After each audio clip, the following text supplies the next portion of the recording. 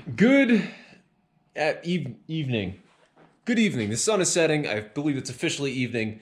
Welcome back to the Breakout Barn, where we acquire too many projects and barely finish anything.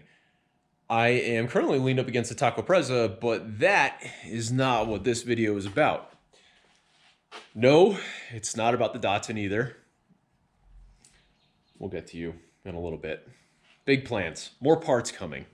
Exciting things happening with the Datsun. It is not about my 1940s power hacksaw that I'm also restoring, that I should be finishing here in a little bit.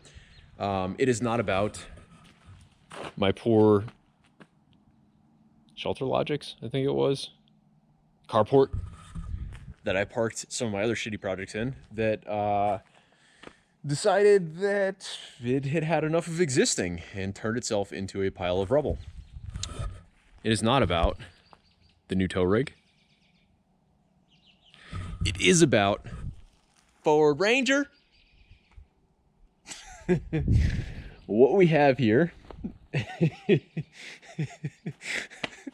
What we have here is a Ford Ranger.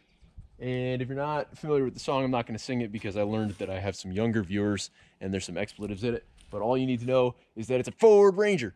Ford Ranger with like 6 E's and then D on the end of it. This particular butte was free, which is why it's here now. As you can see, it has been sitting for a little bit of time. We have a lot of beautiful New England patina, sap and whatnot in the paint. This particular model is a 1996. It is a XLT, which means that it has the extended cab with the dumbest jump seats in the history of the planet in it. It is filthy because it has been sitting for a while and it was free. So what the hell am I going to do with a 96 two-wheel drive, because it's two-wheel drive, Ford Ranger in New England? Well, I mentioned like 4.5 seconds ago that I got myself a new tow rig, right? That guy right there came with a pair of leggings and some Ugg boots and lattes for like 6 months or something like that. But it was time for me to do a little bit of consolidation, so I said goodbye to the Silverado, and I'm no longer driving the 30,000+ miles a year that I was driving when I bought the Genesis. So I got rid of both of those and picked up a Yukon XL Denali, because if you're gonna haul things, you might as well haul things with seats that vibrate when you get too close to things. Anyways, back to the Ranger. This particular gem has been sitting for probably 2 years at this point. Battery is stone dead. It was replaced by its owner with just a bigger truck that was 4-wheel drive. The body is in phenomenal shape. The floors are super solid. The rocker's all the way down. There's a couple small little dents and dimples and stuff like that. I mean, for a 25-year-old Ford, this thing is just living its absolute best life. Little crusty under there. You can tell somebody's been under there pour 15ing and actually cared about this thing. Do have one casualty. Tail light was a little bit cracked, and then it got to be a lot of bit cracked when I took it off the trailer and rolled it into the fence over there a little bit by accident. The winch kind of let go a little bit.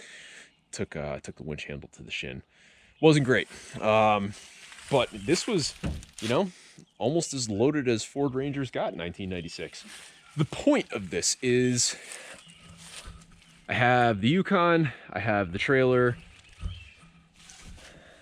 I don't really have anything that I can just run to Home Depot in and throw some plywood in the back. Not that you can really throw plywood in the back of this thing without a little bit extra help, but or for picking up parts, set of wheels and tires and everything. Obviously, I can fit whatever I want in the back of the Yukon. The thing is massive. I mean, probably a queen-size mattress in the back there with the seats folded flat. But that being said, I'm not exactly trying to put some dirty oil engines in the back of it, and I don't always want to haul the trailer around when I need to haul things. So this little guy, I have never really done a truck build, and I've always loved pre-runner style trucks. and I've never had the opportunity to build one. I actually have never really had small pickup trucks. Actually, I had an 86 Comanche 2-wheel drive with a high output, but that truck was mint. It was an 8-foot bed, single cab. Absolutely love that truck. That thing was awesome, and I was not going to do it to it. But 96 Ford Ranger. This is a 3-liter, 5-speed, 2-wheel drive truck with a mint body, and it's filthy. So it got parked for a couple of reasons. The first being the brakes are there. They don't stop a lot. If you pump them up, you can get the vehicle to stop. Listening to it, it sounds like there's an issue with the booster. It gets a little bit of the whoosh, whoosh, whoosh going on, if you know what I mean. There's been a bunch of brake lines that have been replaced on this thing. Either way, it's 25 plus years old, so we're most likely just going to replace the entire brake system. There looks like there was a coolant leak at some point or another, because there's coolant all over the, oh yeah, lost a tree branch as well. That tree is just falling apart there, so gonna have to take care of that. To do that, I would use my tractor over there, but the tractor has a leaking hydraulic ram. So this is just what happens at the Breakout Barn. One thing takes 9 million hours to do because, oh my God, that's a heavy hood. Because that's how life happens when it's 2021 and COVID won't go away yet. So, as I was mentioning about coolant, there was definitely a coolant leak at some point here. Coolant explosion, we'll say. Not sure what really caused that, but it went. Looks like maybe this hose popped off and sprayed a little bit. Radiator looks like it's been replaced, so I believe that the radiator was replaced. Master cylinder's been replaced against a bunch of new brake lines and stuff like that, but looking at the rust that's on this booster, I'm guessing that one of those internal seals just failed. So we'll replace the brake booster, maybe not the master cylinder, depending on whether or not I can bench bleed it and get some good pressure out of it. Definitely going to clean up these lines, replace a bunch of the brake lines, and then just a really solid douching, right? We're not going to make this thing a 600 horsepower Ford Ranger, right? We're going to put some 30 or 31s on it, a little mild lift, clean the hell out of the interior, see what we can do, probably pull up the carpet because it smells like moldy old Ford, and probably put some new seats in it. I have a bunch kicking around from various older race cars that, looking at these kind of buckets here, would probably fit in pretty nicely and are probably going to be more comfortable than whatever's going on there. So, welcome to the Ford. We got to come up with a nickname for it. All right, we got the 248Z, because it's a 240Z that I'm putting a 4.8 in, so 248Z. We got the Taco Preza, because I can't think of a better name for it. It was free. Maybe we'll call it the Ford Free Ranger. So yeah, anyways, I'm gonna have to dwell on the nickname a little bit because my creative juices are apparently going down with the sun right now. But order of operations for this thing, right? First is just clean it up. The body, like I said, looks really solid. The paint is definitely not original. It's definitely been resprayed with this kind of flat, matte finish, which I kind of dig. So we'll see what's going on with that. As far as build for this pre-runner, we're going to do some pretty simple stuff, right? We're going to replace the ugly peeling chrome bumpers with probably some sheet metal ones. That's actually in pretty good shape. But we're probably going to put some sheet metal bumpers on there that we'll build ourselves. And then front, definitely front, because chrome is peeling and I hate peeling chrome. Maybe we'll see if we can find a new front valance, new grille, definitely some new headlights. We're not putting light bars on this. People can go to heck with the light bar crap. But one of the biggest things that we're going to do here, we're going to try and build this as cost effectively as possible. And by cost effectively as possible, I mean like takeoffs and creative solutions. I have done a couple of budget builds in the past, and I find that I enjoy them more than just buying new parts and assembling stuff. New parts are fun, they're cool, but I like repurposing older stuff, and I like the hunt for stuff like this. So these originally came from the factory with a 25.8 or 26-inch tire on them. One of the big things that I think that we could do, it's a 5 by 4.5 bolt pattern here. So I'm gonna look for some Jeep Wrangler Rubicon takeoffs. They were typically 15 or 16-inch wheel depending on the year, talking like the 2006 through ish vintage, the last of the 4 liters basically. So 31-inch tires, maybe some wheels. These are 14s. They're actually in great shape. You just can't find 14-inch tires that are actually worth anything anymore. Clean the hell out of it. New seats. Maybe we'll upgrade from the tape deck. Probably will upgrade from the tape deck. Gigantic douching and see what we've got.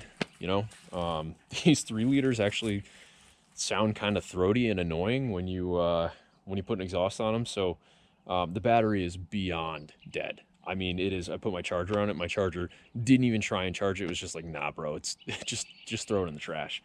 So we're gonna put a new battery in it, and that's probably gonna be the only brand new part that we put in there, aside from the brake stuff. Jesus, I'm just contradicting myself everywhere. I forgot how to do this. This has been like 3 months of me wanting to do this, and now I'm just so excited because it's 62 degrees at 7 o'clock and the sun's out. I just don't even know how to handle myself anymore.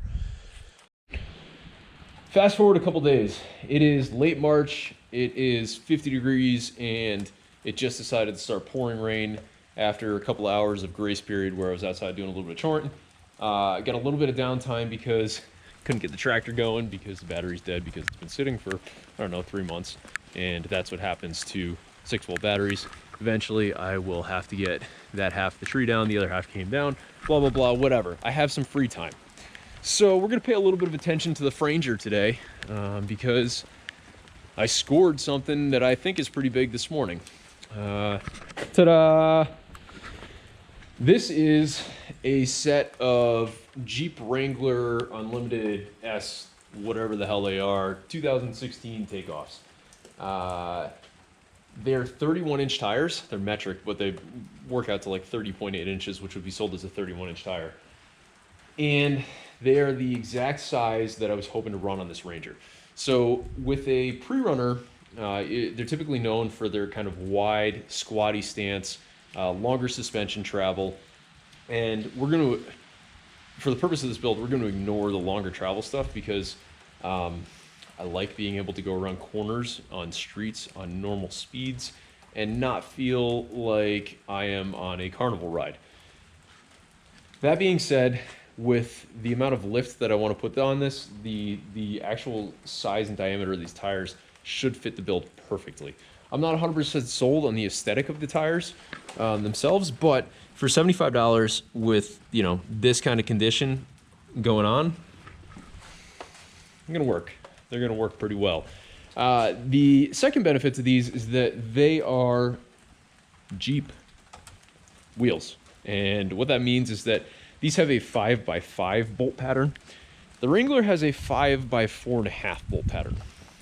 We're going to solve that problem with a solution that will help give us that wider stance, along with being able to run $75 wheels that serve our purpose perfectly. The other big benefit to going to these Jeep wheels is that they're a 16-inch wheel. The Ranger came with 14-inch, kind of beautiful, you know, mid-90s style. This is like the, you know, someone ripped their Tylenol prescription and said, this is perfect. This is what the American people want. They're just going to replace them with American Racing Torque Thrust 2s anyways, so let's give them this. Problem is they're 14-inch tire, or 14-inch wheels. And the 14-inch tire market over the last decade and a half has taken a nosedive. Right now, if you want to buy an AT tire or anything that looks like a mildly aggressive AT truck tire, AT stands for all-terrain, you are limited to, let's call it a 29-inch tire at best, without buying some non-DOT mud boggers for your hillbilly wreck 'em up fest. So 16-inch wheel plus adapter spacers will give us the stance that we want, along with the capability to run a broadly better selection of tires on this Franger. Okay, it is no longer raining. It's 5 and change on a beautiful Tuesday with like 40-mile-an-hour winds. So we're gonna see what we can get done. Currently hiding in the Ranger so you guys can actually hear me. long story short, gave up the other day. Dropped the new battery in, leads wouldn't reach, the terminals were on the wrong side for positive and negative were flipped for the battery that I had, so I just went out and grabbed the new 65 series battery, got it back, and put it in and got this result. I'm hoping you guys can hear this.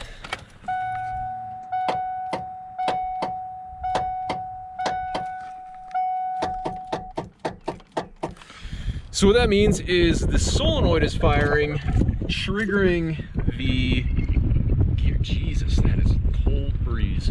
The solenoid is firing, triggering the starter motor to actually fire out and try and engage the flywheel, but the starter is not turning over at all. I mentioned this truck has been sitting for a while. Typically what happens is starter motors are just 12 volt DC motors with brushes in them, right? They're brush DC motor. And there's small springs that sit on top of the brushes that put the brushes into contact with the motor itself. And when a vehicle sits for a long period of time, you can have corrosion that forms between the brush and the motor, especially if it's sitting over gravel or on grass or something like that. So you can have corrosion that seeps into the starter motor itself, or moisture, I should say, seeps into the starter motor itself, and then forms corrosion between the brushes and the actual stator or winding of the motor itself. That's why sometimes you can hit a starter motor with the hammer and suddenly it works. It'll either re-engage those brushes, or it'll knock some of the corrosion out of the way, or if the springs are stuck and the brushes are worn, then it'll allow the springs to just push down the brushes a little bit more. So we're going to try hitting it with the hammer, because if all else fails, hit it with a hammer. If that doesn't work, we're going to pull the starter, see if we can't clean up the brushes and the windings a little bit, and go from there. Remember, the whole idea of this build is to spend as little money as possible. Not because I'm a poor, but because I think it's fun to do things with limited resources, right? You got to challenge yourself to hunt to find the right parts and to reuse stuff from other builds. I'd urge people to do it more often, because you end up with some pretty goofy stuff. Status report. We banged it once, we're going to try banging it again, because if first you don't succeed, hit it harder. We've got it flexing its suspension here on a nice soft ground. Don't worry, I got plywood down underneath the jack. Got to disperse that load evenly across the kind of still frozen late March Connecticut dirt. And then we're going to see what happens. And if this doesn't work, then we're going to try rolling it down that there hill and pop starting it and driving it into the barn, because I absolutely do not want to pull this starter on the grass with this thing kind of propped up the way it is. So if you've never done this before, what it requires is one hammer, preferably something with a little bit of mass on it, and you're going to slide yourself underneath here while precariously dodging things. I'm gonna look at my nipple real quick. And then that guy right there, might be a little dark, that's the starter. And all we're gonna do, we're gonna take the hammer and we're gonna wrap on the big part of the starter. The big part is the actual DC brush assembly, or DC motor assembly, that triggers, or that does the actual spinning job with the brushes in it. So normally when you hear the stator fire out and then it not rotate or engage, it's typically because something in this side of the starter has failed. Typically not something in the little baby side, basically the relay that controls it. So we're gonna give this a couple more hits, because a few more hits never hurt anyone. Maybe some aggressive ones, because what's the worst that happens? Oh. And I'm gonna pop up in this bad boy and give the old twist and yank. Also, I was 100% wrong. This does have a 5-digit odometer, kind of. It's a 5-digit intense. So this is at 203,000 miles or 103,000 miles. Based on the condition of the shift bushings, which, by the way, that's in gear, right? Yep, that's in gear. I'm gonna go ahead and assume that's probably closer to 203,000. All right, so we're in neutral. And pop this key in, foot on the clutch.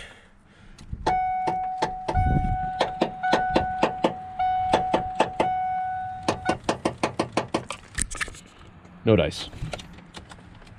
All right.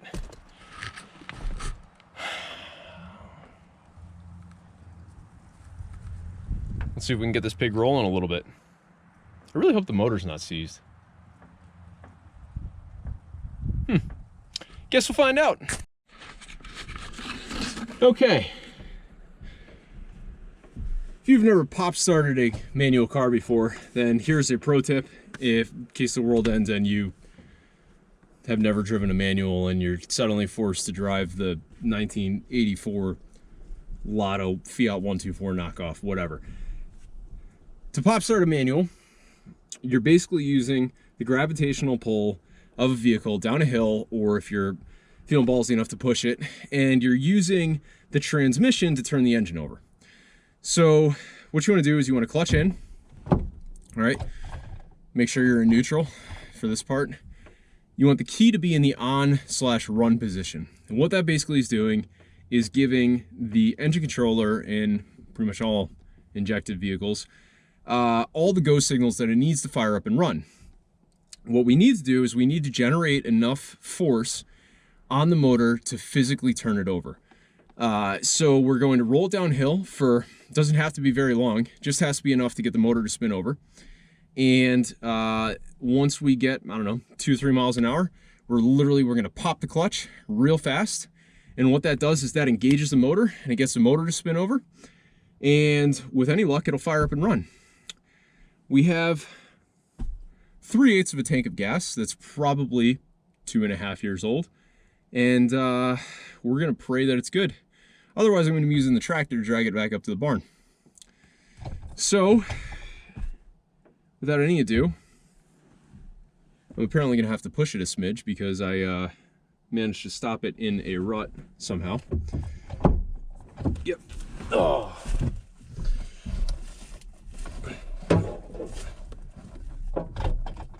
Probably don't leave it in gear too. All right.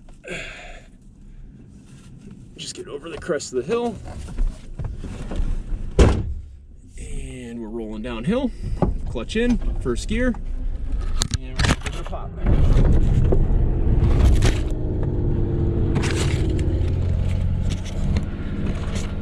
And we are running. Ooh, we are running rough. And the brakes immediately kicked out. There's absolutely a booster issue with this truck. You can tell there's a booster issue because we're idling at 1500 RPM. That booster issue is causing a vacuum leak into the intake, which is causing the ridiculously rough idle. We're settling down a little bit, but we're still at like 1100 RPM. Good news. Actually, you know what? It's running really smooth. For a 1996, that's a 25-plus-year-old Ford Ranger with big-time vacuum leak issue through a booster that has most likely completely failed. It's in surprisingly okay shape. Let's see if we can do this without stalling it.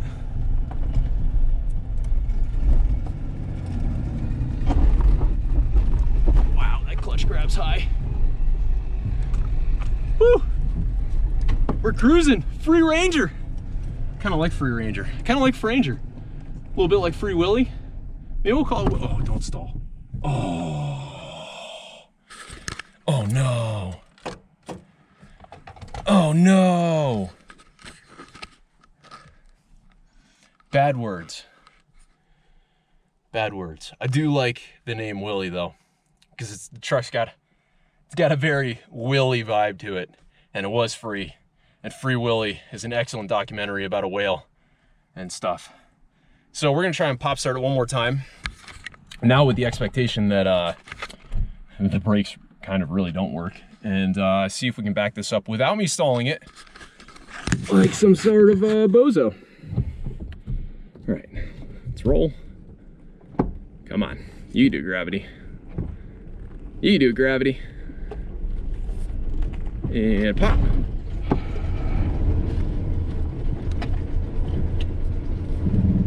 Oh yeah. Oh yeah, vacuum leak.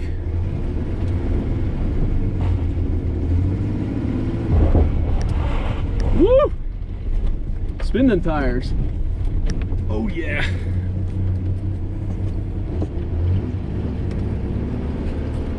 Power steering is non-existent, which is gonna be excellent for a pre-runner build. Mirrors are kind of pointed in the right direction.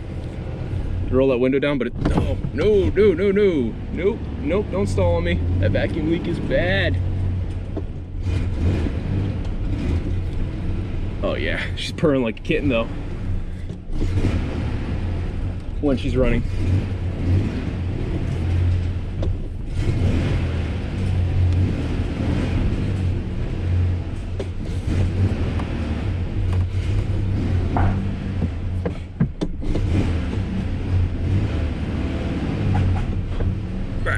Actually,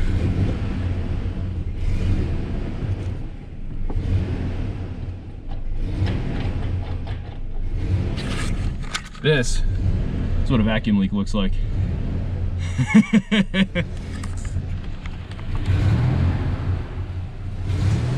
Oh yeah, that's bad. It's charging though. Coolant temp gauge is busted. Wait, no, oil pressure gauge is working. Coolant temp is working, I guess. Just got a really bad vacuum leak. But she's in. Keep saying she.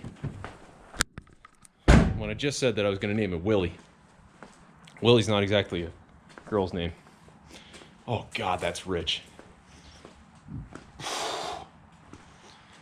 This is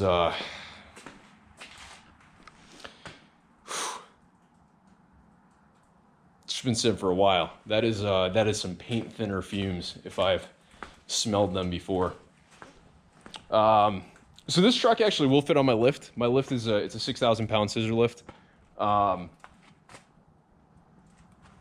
did a horrible job of backing it up, mostly because the mirrors are not in the right direction at all, and the starter is easy enough to change out on the ground. So I'm gonna get it jacked up, get some blocks underneath it. You know, get to a point where we can actually get the starter. Some of the bolts you can actually get from the top down on the engine because it's easy enough to get to. And then we're gonna go from there. I think next step after this thing is, once this thing is running and the booster is replaced it, I'm making up words for Willie. Nice. She's in here real nice, fellas. Woo! Ford Ranger. So once I get the starter replaced, then we're gonna focus on getting it cleaned up and see what we're really working with. Step number one of the cleanup process is going to be drive it to a part of my driveway that I don't really care about and pressure wash the ever-living hell out of it. Everything is getting pressure washed except the interior. That is gonna get vacuumed and shampooed and probably the carpet removed, because if critters were in the engine bay like this, then they were in every part of this. And Dirty Mike and the boys don't play when it comes to critter control. So, sweet. Part 2, how to replace a starter on a Ranger. Good old Willie. I have to get some Willie stickers made. I like Willie. Willie suits it real nice. I'm excited. I'm really excited. I mean, this is crazy, right? It's a 1996 two-wheel drive Ford Ranger with maybe 203,000 miles on it, or maybe 103,000 miles on it. We don't know. Title says 92,000, so 25 years. Body's in really good shape. I could believe 103,000. I mean, this is kind of a spectacle, right? Like, we got some things here, right? That's some nice character to it. Man, I kind of wanted to wide body this thing, and I don't want to now. Because this is 1996 Ford Ranger. Kind of love this little truck. I'm really excited. I'm genuinely really excited. I'm really excited about the Datsun. Like, Datsun has been a bucket list car for me for a long time. And to be able to have the opportunity to build one of these at my own pace, the more I'm leaving this hood on, so every time I come in here, I can look at it and decide whether or not I want to keep it. And I'm totally torn. Sometimes I'm like, yeah, it kind of looks mean. And other times I'm like, the 80s called and they want their MC Hammer back. But anyways, Datsun has been a bucket list car, right? This has been a project. A little pre-runner truck has been a project of mine that I've dreamed about for a long time. I've had some really goofy kind of things in between. I had a Baja. Taco actually created this thing called the Croc that was mine for, I don't know, a year, and was basically a legacy wagon with the back cut off, and I think I've shown some pictures of it before. But I mean, this thing is just really neat. First of all, it's free. 2-wheel drive, 3-liter, 5-speed, spacious interior, the perfect little like run to Home Depot, don't have to hook up the trailer, going to pick up parts for the Datsun, going to, you know, the metal yard. With those 31s on it, it's gonna look nice. So I do have some parts on the way for it already, you know, stuff that I know that I need. Now that I absolutely know that it needs a brake booster, because we had actually fine brake pressure. If you hop in the truck and you pump the brake pedal a few times, it builds brake pressure and it holds it. It doesn't leak down at all. So I know that there's probably no air in the system. There's probably no brake line leaks in the system, which is awesome. If I can get away with just replacing the booster, that's a huge win. I mean, the thing is going to be gutless. We're going to put like a 3-inch lift on it. Haven't decided if I want to mess with the body yet. I really don't like body lifts, but I also think that if I do a 3-inch suspension lift, I'm not going to be happy with how high it is with the 31s, but we're going to put the 31s on there first before we determine what we're going to do with the body. So I've got parts on the way. I've got spacers, mild lift kit. I'm going to be hitting the buy button on the booster that's sitting in the cart right now. So basic maintenance items, right? We're going to do plugs, oil change, coolant. We're going to figure out whether or not this thing's actually leaking coolant or if this from a past transgression. The radiator, I'm pretty sure that the previous owner replaced the radiator on this thing, so I'm not terribly concerned with it. Coolant system has been upgraded to R134. Yep. So, the air conditioning system has been upgraded to R134, so maybe we'll charge the AC. Taco was planning on getting rid of the Impreza seats, which are actually really comfortable seats, and I think we're going to find a way to make them fit in here. Dimensionally, they should fit. I'll lose the center armrest and bucket in section and stuff like that, but that's easy enough. I don't really care about that. And then probably rip the carpet out, see what the floor looks like. Maybe we can clean up the carpet enough, but I'm not really counting on it. I'm really excited for this project. And the coolest part is that it's going to be a quick one, right? The Datsun is a long time build. I've had that for a year now. Some other stuff came and went, and I made a decision that I want to build that the way it deserves to be built. I don't want to rush through that. And a lot of the design changes that I was making, I wasn't sure of. And I wanted to take the time to make sure that that car is exactly as I envisioned it in my head. And there's some processes that I need to get better at along the way in order to finish that car the way that it deserves. And some of those processes are things that I can try on this, right? They're things that I can, the taco press is kind of a poor idea. But anyways, long story short, this is going to be a fun one, guys. Probably a 1 or 2-parter. I don't think it needs to go much longer than that. Maybe we'll get crazy, throw some paint on it. I can practice my my painting a little bit more and Farm Ranger.